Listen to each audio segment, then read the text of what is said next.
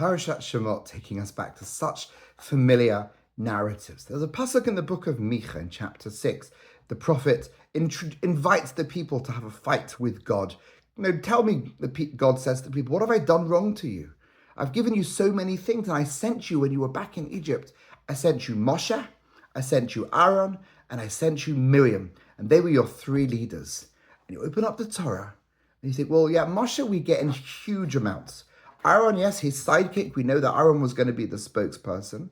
And Miriam, where does she really feature in this week's parasha? So open up the parasha and you begin reading, and a man of the house of Levi took a woman from the house of Levi, and we know, according to Midrashic tradition, Miriam had fought with her father in a moment of inspiration. Dad, if you divorce mum, and because you're scared of having children, because the wicked king of Egypt's going to kill the boys, well, you're actually worse than the king of Egypt, because by not being together with your wives, you're going to not create any girls as well. And the father was convinced by her wisdom, by her wise advice, even as a teenager, and he gets back together again.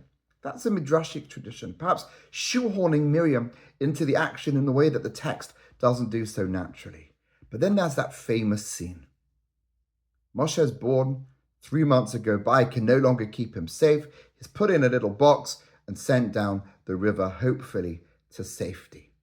And this is one of the most incredible moments of Miriam's career. She hides there in the bushes, looking, seeing what's going on. The princess of Egypt opens his box. She sees a boy. Vehine na'ar boche. Who is the na'ar? So traditionally, we always learn it that Moshe is crying, and then you've got a problem because na'ar means a teenager, and Moshe is a baby. And the different commentators try and explain how the word na'ar is appropriate for a baby. But the Chizkuni says something beautiful. And here is the scene that Hashem described, that he sent the leaders, sent Moshe, Aaron, and Miriam, all in one scene. Says the Chizkuni, V'hinei na'ar bocha, ra'ata Aharon bocha. The princess of Egypt notices there's Miriam hiding in the bushes, in the thicket. You've got, in the reeds, you've got Moshe, a baby, in a box, crying, perhaps, maybe not. Who is crying? Aaron. The way we've traditionally learnt this story, Aaron was nowhere to be seen. It was a scene where if you were to make a film, you've got Miriam, you've got Moshe, you've got the princess of Egypt. Says the Chizkuni, based on Midrashic tradition as well, Ra'ata Aharon bocha, Sharei Achiv haya. Moshe was his brother. Of course he was crying.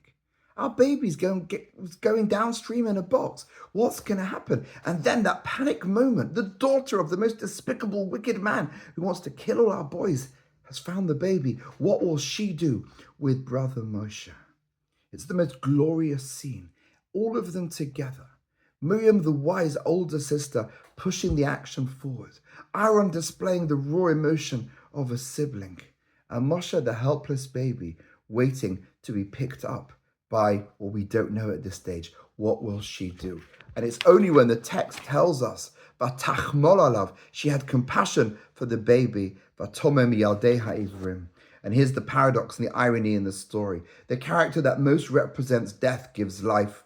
The characters that represent the futility of life, the slave condition, are all together as a sibling group, paving the way for their future success at leading our people. There are moments that we should cry in despair. There are moments when we stand up and we say, come on, let's push the drama forward. We can do this ourselves. We can take action into our own hands and we can save Jewish life. But we do it best when we do it as a community of people. Shabbat Shalom.